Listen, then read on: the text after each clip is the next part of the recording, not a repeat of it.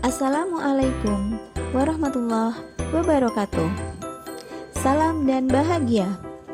Saya Anita Sukma Handayani, guru SD Negeri Kerompakan, calon guru penggerak Angkatan 7 Kabupaten Kendal. Pada kesempatan kali ini, saya akan menyampaikan kesimpulan dan refleksi pemikiran Ki Hajar Dewantara, koneksi antar materi modul 1.1.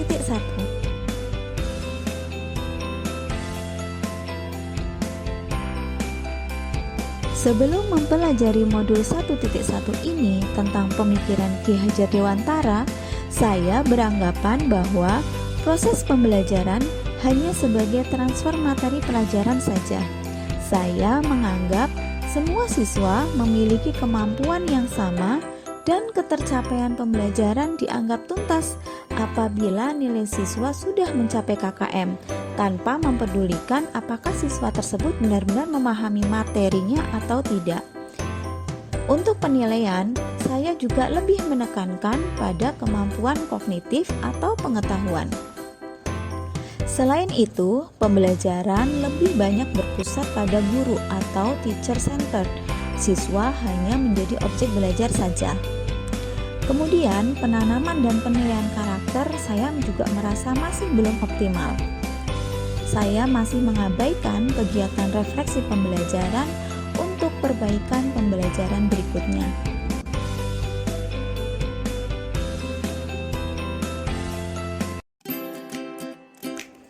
Setelah saya mengikuti pendidikan guru penggerak dan mempelajari modul 1.1 ini tentang pemikiran Ki Hajar Dewantara, saya merasa pembelajaran yang saya lakukan selama ini masih belum tepat.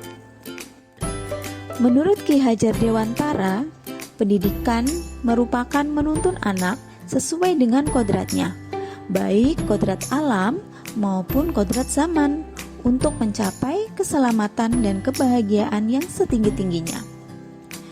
Pendidikan juga sebagai persemaian benih-benih kebudayaan, di mana benih-benih tersebut yang akan menumbuhkan karakter dan budi pekerti anak.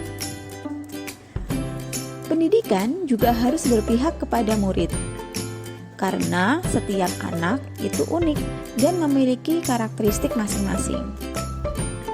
Setelah saya mempelajari modul 1.1 ini, saya menyadari bahwa proses pembelajaran harus dilakukan secara menyeluruh, meliputi aspek kognitif, psikomotorik, afektif, nilai spiritual, sosial, dan budaya.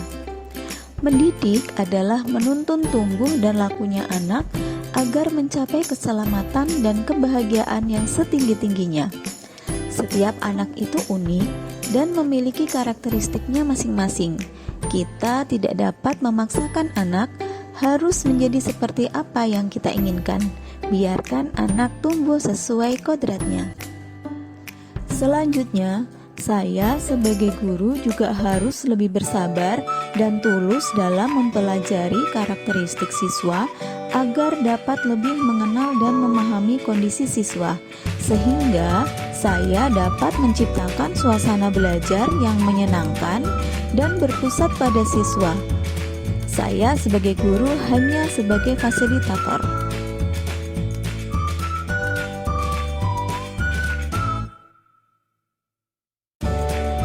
Hal yang dapat saya terapkan dalam pembelajaran di kelas antara lain merancang proses pembelajaran yang menyenangkan dan inovatif yang berpusat pada siswa atau student center.